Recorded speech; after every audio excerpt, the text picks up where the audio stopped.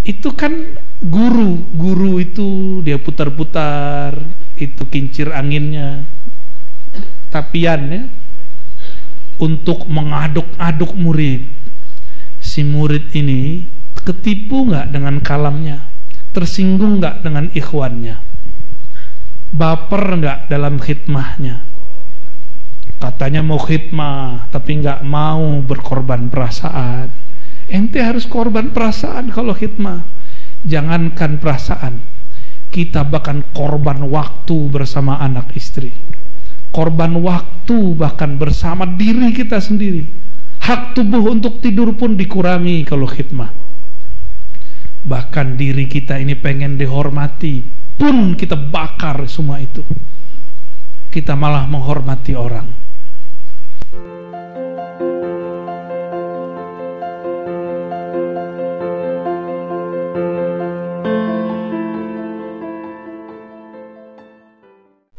Ketika kita baca la ilaha illallah, saat itulah kedirian ini dibakar. Kalau dia emang susah, bakar aja. Kalau terbakar, makanya ada orang teriak.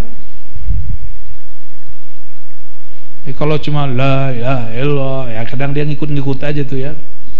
Ini apa sih rasanya? Jadi ada orang yang menuhankan rasa, menuhankan rasa jadi berhala. Emang kalau nggak dapat rasa nggak mau zikir ente, ya? Kalau nggak ada deg di kolbunya, ada ser gitu ya, nggak ada merinding-merindingnya, nggak mau zikir lagi. Allah bilang ya udah ente nggak usah zikir, ane nggak butuh la ilaha illa ana, ya. Makanya sebelum zikrullah, sebelum kenal Allah, Sayyidina Musa diperintahkan, jangankan serbannya, jangankan doktornya, jangankan kemursidannya, jangankan nama torikotnya, sendalnya harus dicopot. Fakhla na'alaik, bertelanjanglah engkau datang kepada Allah dalam makna yang sesungguhnya. Buang kita bisa baca kitab, saya udah khatam kitab apa? Alfiyah. Apa urusannya ente kata khatam Alfiyah sama zikir di sini? Nggak ada urusan. Ya, banyak kok mursyid nggak hafal Alfiyah. Bahkan ada imam nggak pernah ketemu Alfiyah, Imam Syafi'i. Bener nggak? Jangan berhalakan Alfiyah. Ini jadi hijab sama santri. Guru kita ngasih alat, ngasih tujuan. Alat ini kalau sudah sampai kita di tujuan, kita nggak perlu baga-bagain alat. Bisa nggak antum jelasin la ilaha illallah dengan Alfiyah? Kalau bisa, itu baru teori, baru sisi lughah la ilaha. Ya, kita kan punya kaidah malam yadzuq lam ya'rif. Yang tidak pernah merasakan la ilaha illallah itu, maka dia tidaklah disebut orang yang arif. Maka arif ini ada 4 tingkatannya. Ada arif dengan asma Allah. Inilah kebanyakan salik murid, bahkan mursyid baru di sini kebanyakan. Maka mereka menyembah nama, menyembah angka, menyembah ritual, menyembah khalwatnya. Maka nanti cek aja kalau ketemu, beneran tuh cerita ajengan lagi tuh, aneh didongengin. Anehnya aneh percaya aja. Apa kata dia? Saya ketemu mursyid di sono, nggak usah sebut namanya ya. Si mursyid nanya-nanya, masya Allah, ya, torikotnya antum apa gitu ya? Ngeri sekali. Dia nggak tahu yang ditanya macannya. Untung macannya sudah bertorikoh. Kalau enggak, oh langsung nyakar itu. Ketika dijawab, masya Allah, torikot saya Qadiriyah, Naqsyabandiyah, Abah Anom, Suryalaya. Kalau di tempat di luar sana, Kalau orang sebut TKN Abah Anom, orang ngomongnya apa? Ah, torikot ente nggak ada suluknya. Kena dia ya, kena prank. Ternyata mursyid bisa kena prank. Akhirnya bukan jadi mur lagi, jadi bul jadinya. Ini akibat kena bul itu. Dia kira satu-satunya jalan kepada Allah cuma khalwat ala mereka. Khalwat kan macam-macam. Ada 2 khalwat kata Syekh Bahauddin. Diambil dari kalam Syekh Abdul Khaliq Al-Gujdawani. Diusut-usut ternyata sanadnya kepada Sayyidina Balya bin Mulkan Al-Khidir alaihis salam. Apa kata beliau? Ada khalwah fil jalwah. Ada khalwah fil, apa artinya? Berkhalwat hatimu ketika tubuhmu dalam keramaian. Kolbumu tetap menyebut, memandang namanya, meskipun badanmu berkiblat ke dunia. Udah begitu belum? Aneh aja belum. Jangan ketipu ya. Ini teman saya di prank juga sama mursyid saya, namanya Abuya Syekh Hasan Basri Al-Qadiri As-Samani An-Naqsyabandi. Kata guru saya ini, aku ini tidak punya keramat, aku ini ahli kitab, gak punya keramat, nafsku masih nafs amarah, belum mutmainnah, gak pantas jadi mursyid, gak kasyaf. Itu yang datang rame hari Selasa malam Rabu. Saya waktu itu umur 13 tahun 14 tahun. Selasa depan benar sepi, yang datang cuma Ar-Razi dan Abuhu. Yang lain kita tunggu sampai jam 11, gak ada yang datang. Sepi itu zawiyah, sepi itu surau. Kenapa? Murid-murid ternyata menyembah keramat, mencari karomah. Ketika gurunya mengatakan saya bukan orang karomah, ada murid cari kasyaf, gurunya kebaca semua di hati gurunya, saya tidak ahli kasyaf. Beliau ngomong aku, kalau Ar-Razi, kalau Abah Zezen, Abah Anom, Abuya Hasan Basri itu tidak kasyaf, tapi dikasyafkan oleh siapa? Allah. Nggak ada kita punya kasyaf. Maka kalau ada mursyid mengatakan saya sohibul kasyaf, itu kasyful izar. Itu baru sohib. Tahu izar nggak ente? Mancung mah santri. Mana nih yang nggak santri nih? Karena kita nih mantan pemabuk nih ya. Mabuk sama Allah. Ya. Izar artinya apa? Sarung. Itu pakai celana sih bid'ah. Ya. Kalau kasyful izar mah kita tiap hari ya. Bener kita nih ashabul mukasyafat. Saya baru dapat setelah setahun. Si murid ini nggak pernah datang lagi. Wafatlah seorang mursyid kami, memang banyak kasyafnya, tersebar kasyafnya sampai ke penjuru negeri. Ketika kami melayat menghantarnya ke pandam kuburan, ke pemakaman, kata beliau, ini orang yang hadir saat itu, saya udah gak mau lagi datang sama Abuya Hasan Basri. Loh kenapa abang? Nggak kasyaf, dia terhijab sama kitab kuning. Ya salah. Mursyid dinilai oleh murid. Kira-kira gimana tuh tinggian murid ya? Hati-hati ente ya. Ngomong wakil talqinnya ono lebih tinggi dari yang ini. Ente aja jadi wakil talqinnya ya. Mursyid yang ono lebih tinggi dari mursyid yang ini, berarti kita minimal setara sama dia ya. Emang udah setara belum? Ini beberapa kan ada yang ngomong begitu, kan ada laporan ya. Laporannya lewat malaikat ya. Malaikatnya bukan Raqib Atid, ada malaikat yang lain, nggak boleh disebut namanya ya. Ada murid ngomong begitu, kalau zikir di Sukabumi enak, kalau di Sukaono nggak enak. Ngapain? Bumi ini subur. Kata Sayyidina Khalil Ibrahim, wahai Muhammad, surga itu subur tanahnya, tapi belum ada tumbuhannya. Maka tumbuhkanlah dengan subhanallah, alhamdulillah, la ilaha illallah, Allahu akbar. Kenapa di Sukabumi? Kampung apa nih namanya? Ajengan Nagrok. Kayak nama alam mana gitu ya. Kampung Nagrok. Ini kalau pakai bahasa Arab anak ronggi gitu ya. Tenggelam. Gorkun. Ketika suatu tanah subur, kalau nggak ditumbuhkan pohon, dia tidak ada yang tumbuh, nggak ada kesejukan di situ. Kenapa zikir di tempat ini sejuk? Karena ada yang rajin menanam.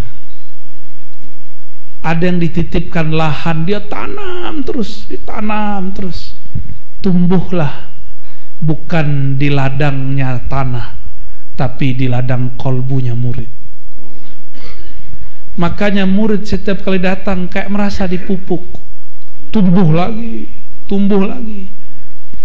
Kalau kita punya tanaman tidak diurus, dia berbuah tapi isinya angin.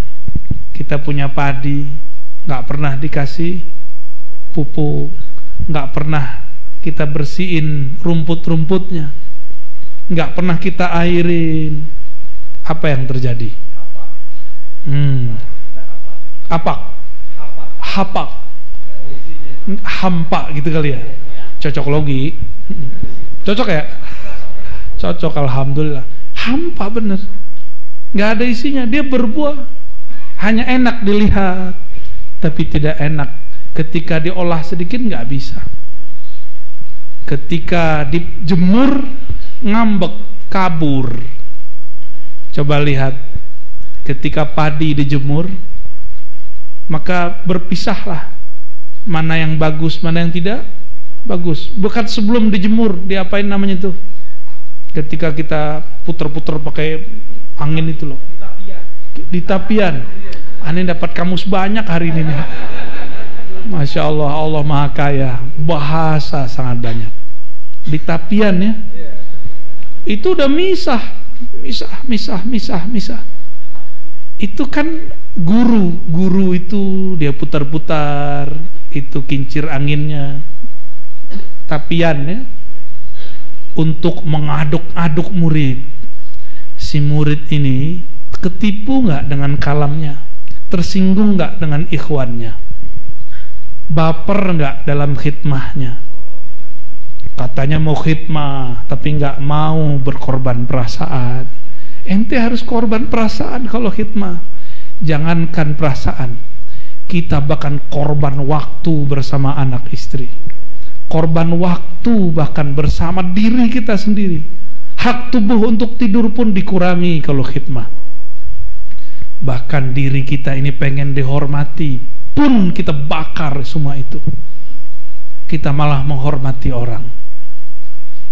Itu puncak khidmah. Puncak khidmah ayyakuna salik abdan khalisan mukhlisan. Itulah makom khidmah tertinggi. Inilah makom Sayyidina Anas. Sayyidina Anas tidak pernah minta digaji. Dia khidmah setiap hari. Tapi karena ibunya sangat pengertian, ibunya yang datang, ya Rasulullah, anakku sudah khidmah hampir 10 tahun. Dia sangat tulus cinta kepada engkau. Mohon gajinya nggak usah dikasih, apapun nggak usah diberi, minta doa aja wahai Rasulullah. Nabi kalau doa yang aminin salangit bumi, kira-kira gimana? Antum kalau doa sekamarnya belum tentu diaminkanlah. Apa doanya Nabiuna Muhammad SAW? Allahumma aksir malahu wa auladahu waghfir lahu wa adkhilhul jannah. Ya Allah, ampuni Anas bin Malik, banyakkan anak keturunannya, berarti banyak juga harimnya, berat. Dan yang ketiga, ampuni dia, masukkan dia ke surga. Adakah doa gaji yang lebih hebat dari tiga ini? Dijamin doa di dunia, dijamin dicintai oleh lawan jenisnya dan banyak anak-anaknya, dijamin masuk surga. Ada gaji lebih tinggi dari itu? Maka semua orang khidmah akan berada di belakang barisan Sayyidina Anas, Sayyidul Khadimin, Sayyidul Khuddam, Sayyidnya para pelayan Rasulullah.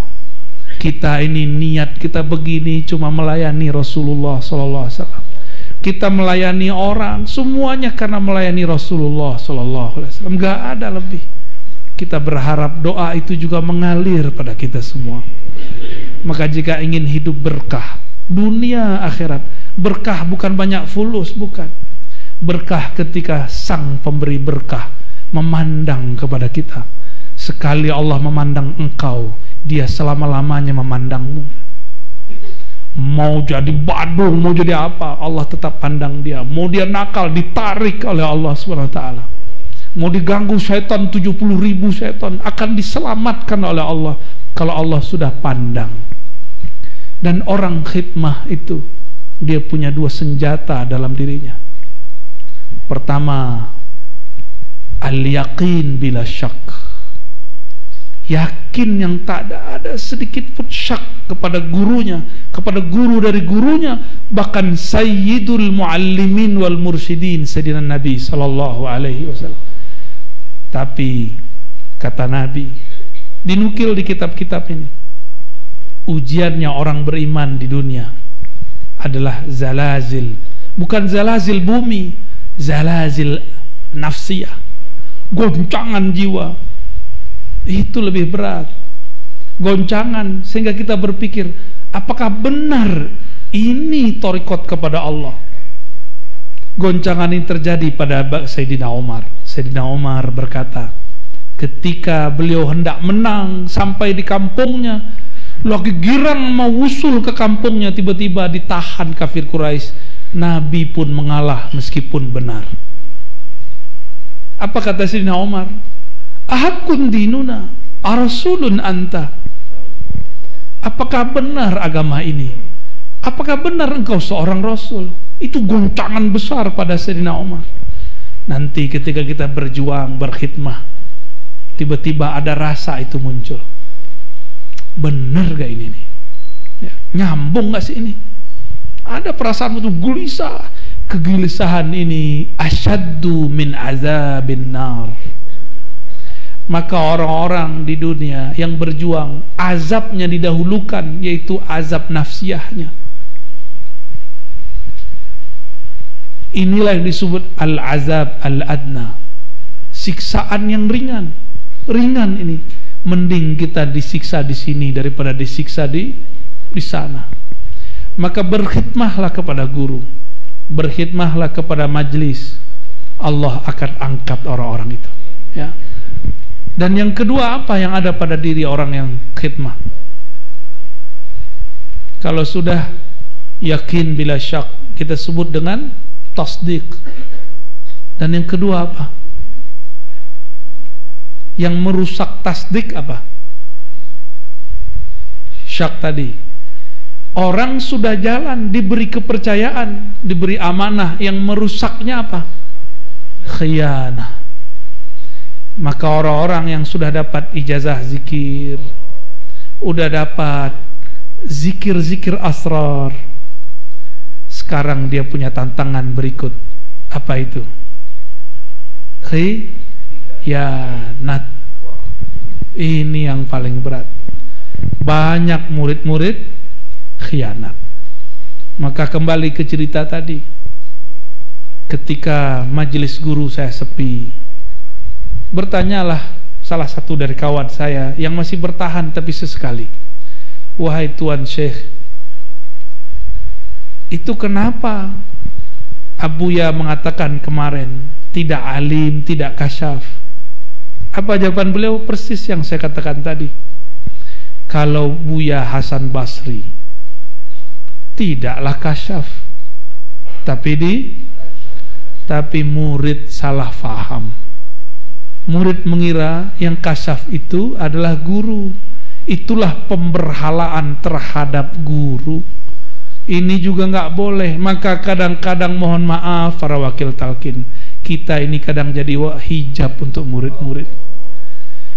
Kita pun harus bertelanjang di hadapan Allah Subhanahu wa ta'ala, supaya murid tidak tenggelam dalam memandang kita, tapi dia tenggelam dalam memandang Allah yang kita sebut. Ini perlu sekali. Ujian orang yang dapat amanah, amanahnya takut diambil. Padahal amanah kan suka-suka yang ngasih. Kalau diambil, ambil aja, yang penting ridho. Gimana? Antum diangkat nih jadi mursyid, terus dicabut, mau nggak? Malu ya?